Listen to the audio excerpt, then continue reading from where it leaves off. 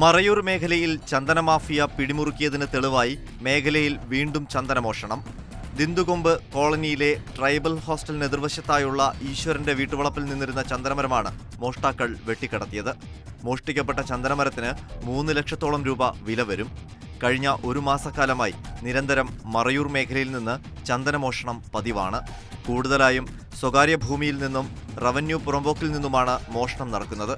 സ്വകാര്യ റവന്യൂ ഭൂമിയിലെ ചന്ദനമോഷണം അന്വേഷിക്കേണ്ട ഉത്തരവാദിത്വം പോലീസിനാണെന്നിരിക്കെ കേസ് രജിസ്റ്റർ ചെയ്ത് തുടരന്വേഷണത്തിൽ നിന്ന് പിന്മാറുകയാണ് അവർ ചെയ്യുന്നത്.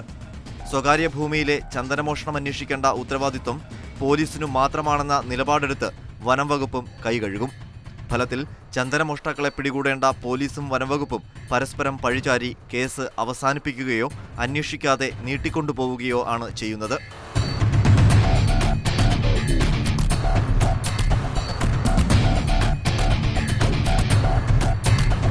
കഴിഞ്ഞ ദിവസങ്ങളിൽ ചന്ദനമോഷണം നടന്നത് വനംവകുപ്പ് ഓഫീസിനും പോലീസ് സ്റ്റേഷനുകൾക്കും സമീപത്തു നിന്നായിട്ട് പോലും അന്വേഷണം എങ്ങും എത്തിയിട്ടില്ല.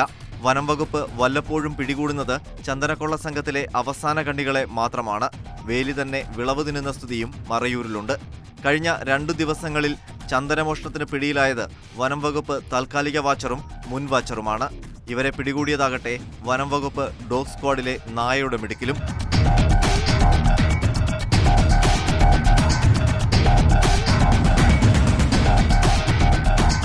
മറയൂരിലെത്തുന്ന വിനോദസഞ്ചാരികളെ ലക്ഷ്യമാക്കി ചന്ദനം വിൽപ്പന നടത്താൻ ശ്രമിച്ച ആദിവാസി വനംവകുപ്പിന്റെ പിടിയിലായി. കോവിൽക്കടവ് ദിന്ദുകൊമ്പ് ആദിവാസി കോളനിയിലെ പി തങ്കവേലുവിനെയാണ് വനംവകുപ്പ് അറസ്റ്റ് ചെയ്തത്. Kanthalloor deputy ranger Libin John, section forest ഓഫീസർമാരായ അബൂബക്കർ സിദ്ദിഖ്, ഫേബിയസ് തോമസ് എന്നിവരടങ്ങുന്ന സംഘം മറ്റൊരു ചന്ദനക്കേസിലെ പ്രതിയെ അന്വേഷിച്ച് ദിന്ദുകൊമ്പിലെത്തിയപ്പോഴാണ് തങ്കവേലുവിനെ പിടികൂടിയത്. റോഡിലൂടെ നടന്നു വന്നിരുന്ന തങ്കവേലു വനംവകുപ്പിന്റെ ജീപ്പ് കണ്ട് ഓടിമാറി. സംശയം തോന്നിയ വനപാലകർ തങ്കവേലുവിനെ പിടികൂടി ദേഹപരിശോധന നടത്തിയപ്പോഴാണ് അരയിൽ കെട്ടിവെച്ച നിലയിൽ ചന്ദനക്കഷ്ണങ്ങൾ കണ്ടെടുത്തത്. സ്വകാര്യ ഭൂമിയിൽ നിന്ന് മുറിച്ച ചന്ദനമാണിതെന്നും വിനോദസഞ്ചാരികൾക്ക് വിൽപ്പന നടത്താനായി ചെറുകഷ്ണങ്ങളാക്കി കൊണ്ടുവന്നതാണെന്നും തങ്കവേലു മൊഴി നൽകി. അറസ്റ്റിലായ പ്രതിയെ നെടുങ്കണ്ടം കോടതിയിൽ ഹാജരാക്കി ദേവികുളം സബ് ജയിലിൽ റിമാൻഡ് ചെയ്തു.